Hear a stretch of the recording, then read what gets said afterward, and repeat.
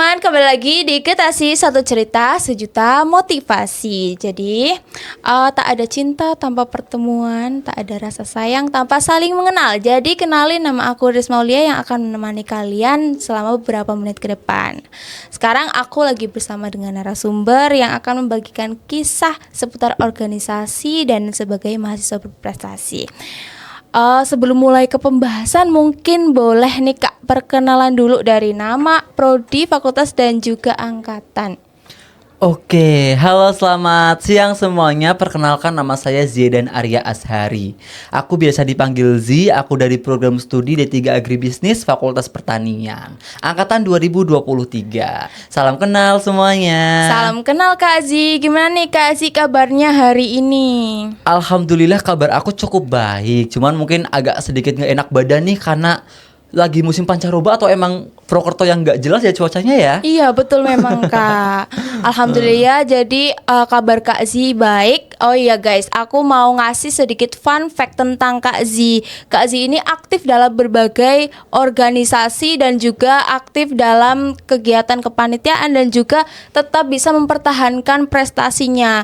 Beliau ini aktif di BEM Univ sebagai Menteri Kementerian PSDM dan juga sebagai Kepala Bidang Himagrita bagian PSDA. Ya betul Kak Zi? Betul banget. Oke Kak Zi, ada nggak kegiatan atau kesibukan yang sedang dijalani dalam waktu dekat ini? Kesibukan utama aku sih pastinya akademik ya, terutama di magang MBKM. Itu aku tahun ini, bulan ini, 1 semester ke depan sedang magang di Dinas Pertanian dan Ketahanan Pangan Kabupaten Banyumas, yang mana itu kerja nih dari jam 7 pagi sampai jam 4 sore kurang lebih. Terus setelah itu ya saya lanjut ke kegiatan organisasi saya. Ada di BEM Unsut, betul, sebagai Menteri PSDM, di mana ada beberapa program kerja ya. Program kerja di dalamnya termasuk Sudirman Student Summit nih teman-teman, yang kemarin udah terlaksana, dan juga saat ini sedang berlaksana itu adalah School of Leadership Organization, kemudian ada juga Diksi, dan juga ada lagi series.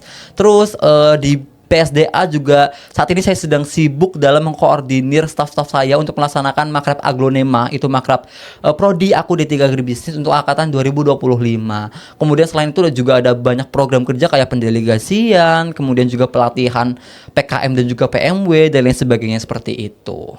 Banyak banget ya kesibukan dari Kak Zi ini. Terus juga kan Kak Zi sibuk di organisasi, juga mengikuti kegiatan internship, juga magang, kepanitiaan dan juga internal eksternal. Terus ada gak Kak Zi pernah merasa takut buat prestasi Kak Zi nantinya turun? Jujur pernah ya, waktu itu takut. Gini teman-teman, fun fact juga nih, mungkin aku boleh promosi dikit kali ya. Boleh dong. Aku juga sebagai mahasiswa berprestasi nih teman-teman di Fakultas Pertanian dari program diploma. Itu tuh melakukan seleksinya itu di awal semester 4 kemarin teman-teman. Nah, di awal semester 4 itu jadi fokus aku tuh bisa dibilang cukup terbagi ya teman-teman ya. Di lain sisi aku harus menyiapkan berkas-berkas dan administrasi terkait mahasiswa berprestasi. Di situ juga aku harus ngurus open recruitment dari staf PSDM dan staf PSDA. Di sisi lain juga aku sedang mengikuti pelatihan kegiatan dari fakultas, yaitu Palm Oil Camp. Jadi benar-benar membagi waktu itu cukup susah teman-teman waktu itu tuh. Jadi ya bisa dibilang cukup kesulitan dan cukup menantang banget. Itu salah satu ketakutan aku. Aduh, ini aku 1 minggu nih, minggu-minggu awal nih udah yang kayak dispen gitu loh teman-teman. Dispen kayak hampir 1 bulan tuh aku sering banget dispen. Yaitu aku takut banget nilai aku turun gitu. Pun ditambah aku dari program studi D3 Agribisnis yang mana banyak banget praktikumnya nih Ririn. Ririn atau Riris ya? Iya, Riris. Banyak banget praktikumnya nih. Jadi membagi waktu antara akademik, kemudian organisasi dan kegiatan kemahasiswaan ya cukup sangat menantang buat aku sih gitu. Tapi kan pada akhirnya prestasi akademik sama organisasi kakak itu balance dan teratasi kan Kak. Ada nggak suatu momen yang menantang dan juga gimana sih cara Kak Zi buat mengatasi hal itu? Oke, momen menantang itu tadi salah satu contohnya ya teman-teman ya.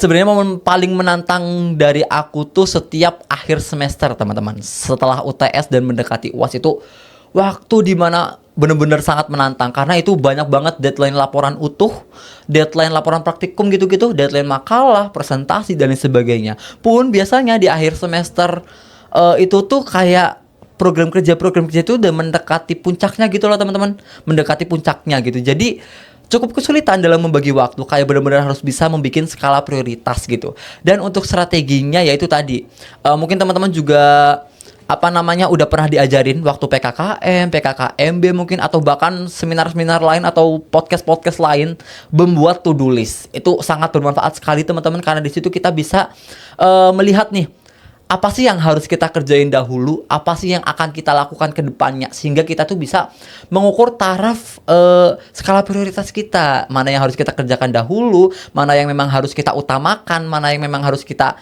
kesampingan tapi tetap harus kita kerjakan, seperti itu.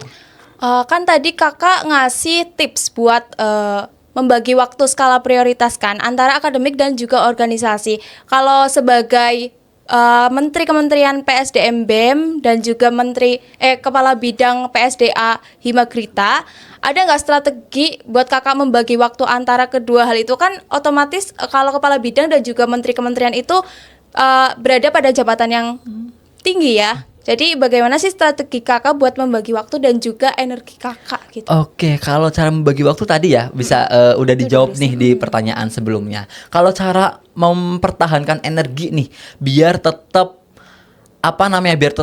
survive kali ya, biar tetap survive, biar tetap berenergi dalam melaksanakan tanggung jawab aku sebagai menteri dan juga kepala bidang, yang pastinya saya selalu menganggap bahwa organisasi yang sedang saya ikuti ini adalah sebagai rumah. Sebagai rumah teman-teman. Jadi saya menganggap anak-anak aku, staf-staf aku itu sebagai keluarga aku. Aku sangat senang nih teman-teman menghabiskan waktu bersama orang-orang yang aku cintai, yang aku sayangi. Pun dengan anak-anak aku selalu menganggap mereka sebagai rumah. Jadi kalau memang aku sedang capek, burn out dan sebagainya, aku pulang ke mereka, aku ajak mereka makan, aku ajak mereka main, aku ajak mereka ngobrol, aku ketemu dengan mereka dan sebagainya. Itu yang bisa mempertahankan aku untuk mengisi energi aku di situ. Pun dengan kepala bidang yang lain dan juga menteri-menteri dan pimpinan yang lain nih. Jadi ya itu, saya sangat suka menghabiskan waktu sehingga saya bisa mempertahankan energi aku dengan cukup seksama ya, dari mungkin dari pagi sampai dengan malam dan juga keesokan harinya lagi gitu. Wah, keren banget kak. Kakak mungkin tipe yang ekstrovert ya, karena kakak itu nyaman berada di keramaian. Dan beda nih kak, kalau aku itu sering burn out karena banyak kegiatan dan juga nggak terlalu suka buat berada di dalam keramaian gitu. Ada nggak kak kebiasaan atau pola pikir yang kak Zita nemin buat ya membagi waktu kakak antara organisasi dan juga akademik kakak? Oke. Kebiasaan maupun pola pikir ya, aku tuh selalu gini, Riris. Gimana? Mikir bahwa ini pepatah atau quotes gitu ya, bilang sukai apa yang kamu lakukan dan lakukan apa yang kamu sukai. Jadi pasti di awal periode nih aku memilih untuk menjadi menteri PSDM dan menjadi kepala bidang PSDA, aku harus bisa menentukan nih apa sih resiko kedepannya gitu. Dan sekarang aku sedang di tahap sukai apa yang sedang aku lakukan. Jadi dimanapun celahnya dalam organisasi yang sedang saya lakukan saat ini, yang sedang saya ikuti saat ini, aku harus mencari celah di dalamnya untuk bisa aku sukai kegiatannya. Walaupun itu mungkin capek, menguras energi, tenaga, pikiran dan sebagainya, saya selalu beranggapan aku harus nyukain ini nih. Itu tadi, dengan saya menganggap organisasi ini sebagai rumah saya untuk pulang, sebagai rumah saya untuk kembali, sebagai tempat untuk saya mengisi energi. Selain itu pola pikir saya juga ya, saya punya tanggung jawab di sini teman-teman, punya tanggung jawab di sini, punya anak-anak yang harus saya urus, punya kepanitiaan yang harus saya selesaikan, punya program kerja yang harus saya tuntaskan begitu. Jadi dengan adanya tanggung jawab ini, saya bisa mengatur bagaimana agar saya tuh bisa lebih survive lagi gitu teman-teman. Pun saya sadar juga dan saya sangat percaya orang-orang di sekitar saya, entah itu staff saya, anak-anak saya, pimpinan-pimpinan yang lain, kepala bidang yang lain, pres dan juga ketua umum saya selalu mendukung saya dimanapun saya berada. Seperti itu teman-teman. Wah, kan kakak banyak banget tuh kegiatannya dari organisasi sendiri khususnya. Nah, ada nggak sih kayak manfaat dari organisasi yang bisa dibawa ke ranah akademik? Ada banget dong pasti. Kayak contohnya nih, ini deh yang sedang saya lakukan, yaitu public speaking. Mungkin belum sempurna banget nih, tapi saya bisa jamin public speaking saya ini nggak beda jauh sama mereka yang sudah expert dan bisa dibilang melebihi dari teman-teman yang bisa dibilang kurang aktif di organisasi. Nah, itu salah satu bentuk perbedaan teman-teman. Teman-teman kalau emang pengen belajar public speaking, pengen public speakingnya oke banget, bisa nih join organisasi yang memang teman-teman sukai dan teman-teman bisa mencari atau menggali potensi diri teman-teman. Kayak public speaking ini sangat bermanfaat banget loh, Riris, dalam kegiatan akademik. Kayak teman-teman mungkin nanti presentasi di depan dosen, di depan teman-teman yang lain nih, teman-teman kelas yang lain, atau teman-teman sedang membuat tugas project video, atau teman-teman sedang melakukan praktikum penyuluh pertanian atau penyuluhan dan lain sebagainya, wawancara dan lain sebagainya, itu public speaking sangat kepake teman-teman. Terus manajemen waktu, manajemen emosi, teman-teman harus bisa nih membagi waktu, memanage emosi teman-teman agar tidak stres kali ya dalam melaksanakan tugas, mengerjakan tugas. Terus dalam menyusun timeline teman-teman mengerjakan tugas, mana aja yang perlu diprioritaskan, mana aja yang perlu dikesampingkan, itu teman-teman bisa belajar dari organisasi. Terus teman-teman juga bisa belajar nih kemandirian dan juga teamwork, karena pasti nanti dalam kegiatan akademik teman-teman dalam melaksanakan tugas, ada tugas kelompok, ada tugas individu. Teman-teman perlu belajar kapan saya harus bisa mandiri, kapan saya harus bisa teamwork. Kayak teman-teman kapan saya harus bisa menjadi dominan, kapan teman-teman harus bisa menjadi kepala tim, kapan teman-teman harus bisa menjadi anggota tim, kapan teman-teman harus diam, kapan teman-teman harus berbicara, itu teman-teman harus pahami di situ. Begitu, itu pentingnya teamwork dan juga mandiri seperti itu. Banyak banget ya yang bisa diambil dari public speaking dan juga organisasi, tentunya dari public speaking dan juga teamwork itu sendiri. Nah, untuk mungkin untuk pertanyaan terakhir nih Kak, yang paling insightful itu organisasi apa atau mungkin kegiatan apa sih yang bisa membentuk Kak Zi yang bisa public speaking? Mungkin boleh diceritakan? Oke. Aduh, banyak ya bisa dibilang ya. Tapi mungkin untuk yang membentuk diri aku, public speaking aku, semua program kerja di PSDM maupun PSDA bener-bener melatih public speaking aku, teman-teman. Kayak misalkan saya dimintain untuk pendapat, memberikan saran, atau bahkan ada program kerja juga nih di PSDM dan juga PSDA yang memang mengharuskan saya untuk berbicara, mengenalkan program kerja saya. Kayak contohnya di Diksi nih teman-teman. Di situ saya berkeliling fakultas nih, 12 fakultas di Unsud. Saya menjelaskan terkait apa yang ingin saya bawakan, yaitu sebuah program atau sebuah agenda, yaitu namanya DAKU atau Dasar Alur Kaderisasi Unsud. Itu selalu saya bawakan. Setiap Diksi saya jelaskan, saya jawab pertanyaan-pertanyaan dari teman-teman fakultas. Kemudian juga di program kerja PSDA ada namanya Grita Ready atau Grita Berkarya, itu semacam kepelatihan dalam penulisan karya ilmiah dan lain sebagainya, juga persiapan untuk mahasiswa baru tuh menempuh dunia perkuliahan. Jadi di situ saya melatih nih untuk mahasiswa baru terkait penulisan karya ilmiah, kemudian bagaimana cara survive di organisasi dan lain sebagainya, seperti itu. Oke. Karena tadi mungkin udah masuk ke pertanyaan terakhir, akhirnya kita kan udah di penghujung acara. Makasih banyak Kak Zi atas kisah inspiratifnya yang sangat-sangat insightful. Sebelum benar-benar ditutup, mungkin boleh nih Kak Zi kasih closing statement buat teman-teman yang pengen aktif di akademik maupun di organisasi begitu.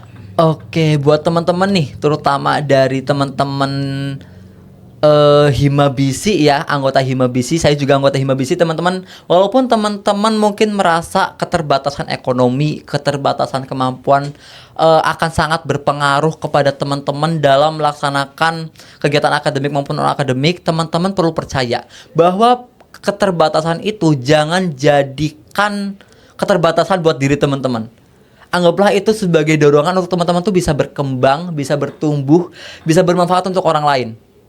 Gitu teman-teman. Jadi jangan malu, jangan ragu, jangan segan, aktif organisasi dari sekarang. Buat yang terlambat, sekarang belum terlambat. Silakan teman-teman cari kegiatan, entah itu kepanitiaan, volunteer, organisasi yang bisa teman-teman ikuti. Dan buat teman-teman maba nih, jangan pernah ragu untuk join organisasi apapun, kepanitiaan apapun, kegiatan apapun, karena itu bakal sangat membantu teman-teman dalam survive di dunia perkuliahan, seperti itu. Ingat, jadilah orang yang bermanfaat untuk orang lain, jangan jadi orang yang bermanfaat untuk diri sendiri saja, seperti itu. Mungkin untuk benar-benar mengakhiri sesi kali ini, kita boleh jargon dulu nih Kak. Jadi Boleh. nanti jargonnya aku bilang getasi, Kakak bilang satu cerita sejuta motivasi. Oke Kak? Oke. 1, 2, 3, getasi, satu cerita sejuta motivasi. Untuk teman-teman tadi kan Kazi sudah memberikan kisah inspiratifnya yang insightful. Jangan lupa teman-teman nonton, like, komen, dan subscribe, juga share ke teman-teman lainnya. Stay tune untuk episode selanjutnya ya. Dadah. Dadah.